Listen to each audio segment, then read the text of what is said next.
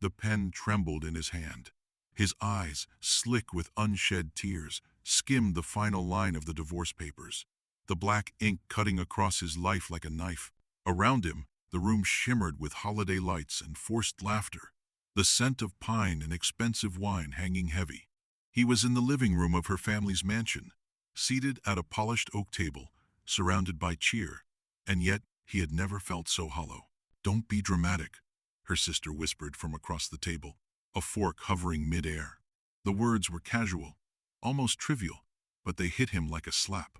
No one had noticed the slight catch in his breath, the way his hand pressed against the table to stay steady. He tried to lift his eyes, to meet hers, but she was laughing at something her brother said, the sound sharp and careless. He had spent years building a reputation, a company, a life that demanded control, respect, obedience even. And here, he was signing the end of it quietly, a spectator to his own undoing. A tray of champagne glasses clinked somewhere nearby, a hollow melody that seemed too bright for the tension hanging in the room. He thought of the quiet phone call weeks ago, her voice calm, almost rehearsed, delivering the verdict. The moment he tried to resist, to beg or argue, she had been serene, calculated. His gaze shifted to the edge of the table, where the youngest cousin watched silently, eyes wide but unjudging, a small, silent witness. He wondered if anyone else noticed the tremor in his fingers. Probably not. Their laughter was louder than his pain. He hesitated, pen hovering above the paper. One signature, and he would be stripped of any claim, any connection. Yet, to pause now would draw attention, curiosity, perhaps sympathy he didn't want. He thought of pride, of reputation, of power that had always been his shield, and realized it meant nothing here. Then he pressed down. The ink scratched across the page. Final. A ripple of laughter passed through the room. No one noticed the subtle stiffening of his shoulders, the slight tilt of his jaw as he swallowed the first real sob of the evening. He wanted to vanish, to be absorbed into the polished walls, the endless chatter, the unforgiving holiday cheer. Her father cleared his throat, eyes briefly flicking toward him, but it was quickly masked with a smile. And yet, in that fraction of a second, he felt the cold calculation behind those eyes. Nothing was personal. Everything was owned. And just as he folded the papers, ready to stand and retreat into silence, a faint shuffle by the doorway caught his attention. A shadow he hadn't noticed. Someone small, watching. Someone who saw more than they let on. Part 2. Discovery and rising tension. He turned slowly toward the doorway. The cousin, barely more than a teenager, lingered near the edge, clutching a half-empty glass. Their eyes met briefly, something unspoken passed between them, an understanding that the room's laughter and warmth was a theater. He had underestimated the quiet observer. While everyone else thrived in noise and spectacle, this small figure noticed the imbalance, the imperceptible tremors of the powerful man, forced to surrender in front of a room full of mockery. "What are you staring at?" His ex-wife's voice cut through, syrupy and sharp, as if sensing a threat in the way he hesitated. Her tone was calm but loaded with the weight of unchallenged authority. He realized then that the real danger was not anger but control, the slow, precise suffocation of autonomy, veiled as civility. He excused himself to the balcony, the chill air of December biting at his face. From here, he could see the garden sparkling with lights, an idealized vision of family and wealth. And yet, he felt none of the warmth, only the sting of exposure and shame. The papers burned in his pocket, a reminder that every bit of leverage he had clung to was gone. He thought of their first years, the shared apartments, the nights he had stayed awake nursing her through panic attacks, the trust he had offered, unguarded. And here it was, dissolving in silence, while the world inside the house went on as if nothing mattered. A faint rustle behind him pulled him from his thoughts. The cousin had followed, quietly, hands tucked into their coat pockets. No words yet, just presence, a deliberate, understated witness. "They think I'm nothing," he muttered, more to himself than anyone else. "They laugh. They sip champagne. They mock without ever noticing the cost." The cousin's expression didn't change. No pity, no words, just an observant stillness. And that stillness unnerved him more than confrontation ever could. In it, He sensed the first glimmer of truth, a quiet, inescapable knowledge that could dismantle the illusion around him if used carefully. Inside, the laughter grew louder, spilling into the night like a storm ready to break. He glanced back toward the glowing windows, a thought forming like ice in his chest. What if silence wasn't his ally? What if his surrender, witnessed but unremarked upon, could still become a weapon? Then a familiar voice floated out, hers. "I hope you're enjoying yourself," she said, deliberately loud, a smear of mockery coated in sugar. His stomach dropped. The cousin shifted, almost imperceptibly, and his heart caught. They had seen her too, not just him.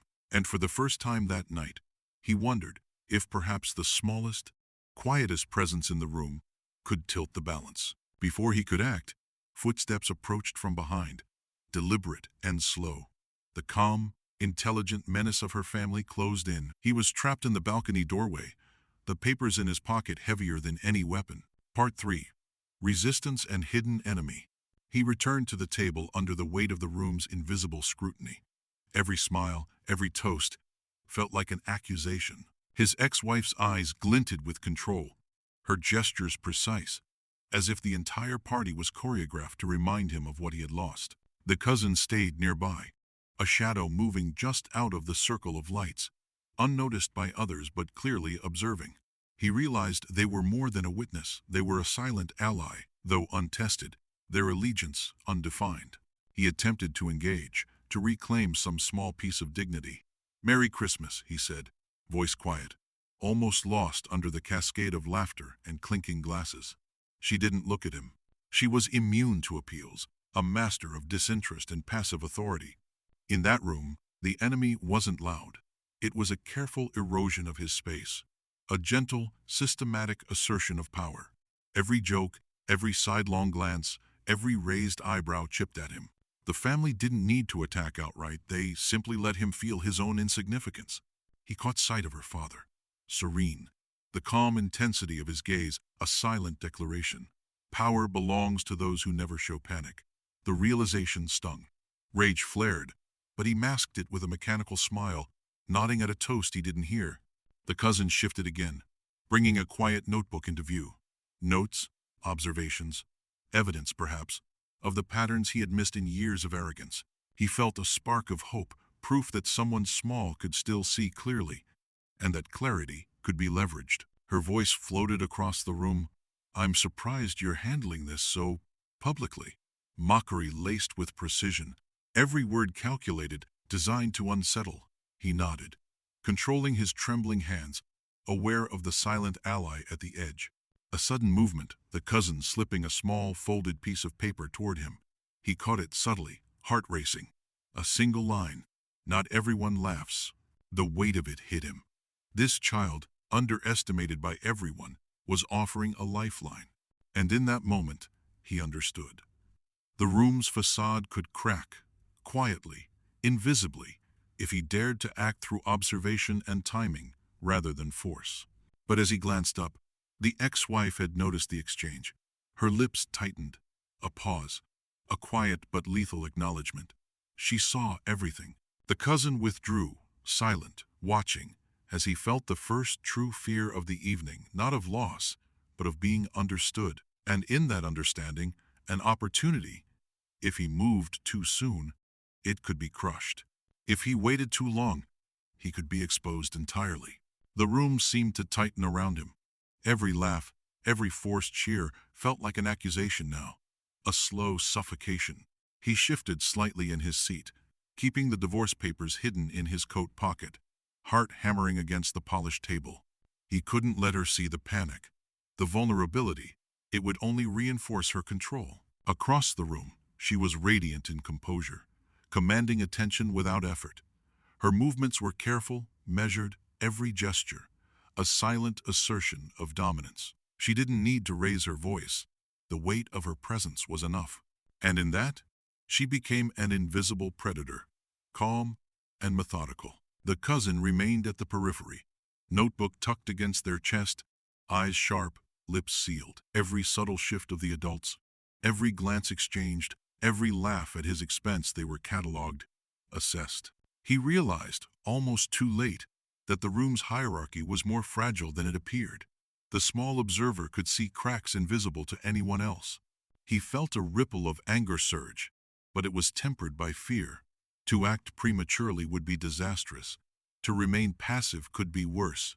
The papers in his pocket were a ticking clock, proof of surrender, evidence of his loss. And yet, he couldn't let them define him entirely, not tonight, not here. Her eyes finally flicked toward him, just briefly, with a chilling precision. She knew he was aware of the cousin's attention, and perhaps even the exchange of the folded note. She allowed a slight smile, almost imperceptible, and it froze him in place. The room was her kingdom, and he had just realized he was not merely a guest, he was a specimen under observation. The cousin shifted again, just a fraction, and he caught it, a subtle signal, pointing toward the coat closet near the fireplace. Inside was a folder left carelessly on a shelf. Her meticulous planning left an opening for someone who was quiet, patient, and alert. He had seconds to act, to retrieve what might be proof, leverage, or at least a fragment of control. As he rose, the ex-wife's voice rang softly behind him, sweet but precise. Leaving so soon? The entire table turned, anticipation in their expressions. Their mockery was refined, clinical, and in that instant, he realized that the smallest misstep would not only expose his fear, but would be amplified by her calm intelligence. He moved slowly, deliberately, every motion rehearsed. The cousin's eyes followed, unblinking, as if silently coaching him.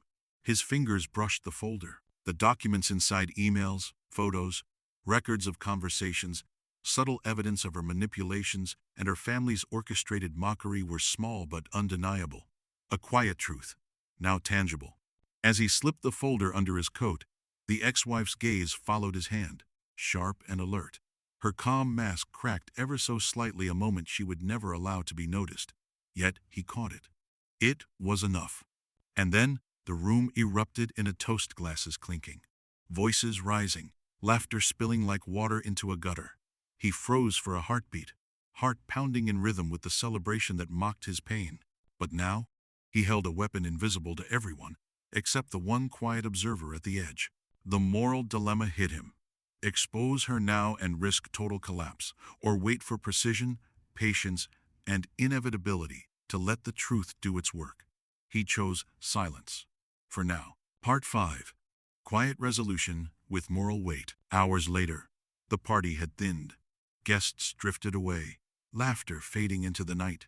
The room smelled of half-burnt candles, spilled wine, and unspoken tension. He sat in the corner, hands folded over the folder. The papers he had signed earlier rested in his coat, proof of surrender, but the new documents felt heavier, richer with quiet power. The cousin approached, silent as ever, eyes steady. No words passed between them, only a subtle nod.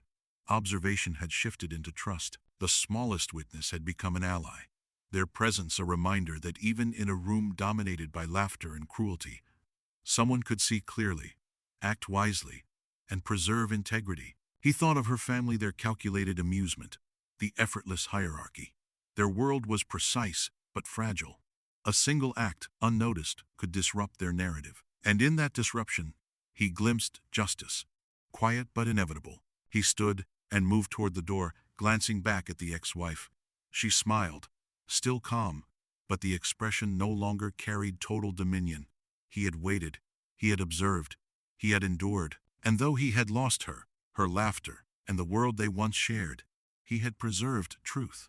Outside, snow fell lightly, dusting the driveway with white. He held the folder close, not for revenge, but for clarity, for proof that what was hidden could be seen. Silently and inevitably, the world would continue, but the weight of truth lingered, subtle, unshakable. The cousin followed him out into the night, their figure small but unafraid. He realized that power is not always loud, control not always visible. Sometimes the cost of speaking or remaining silent is measured not in applause, but in the quiet persistence of truth. He looked up at the night sky, the snow reflecting the streetlights in cold brilliance. And for the first time since the papers, he felt the fragile edge of hope. Something had been lost, yes, but something greater, clarity, perspective, and an unexpected ally remained. In the silence of the snowfall, he understood. Even in rooms filled with laughter and mockery, truth finds a way. If you are willing to wait and watch, if this story left you holding your breath, questioning what silence really costs, don't let it end here. Subscribe now, so you never miss the moments where truth hides in plain sight, where power meets patience, and where the smallest voices make the biggest difference. Hit the bell and join us, because some stories don't shout, they linger, and the ones that linger change the way you see the world.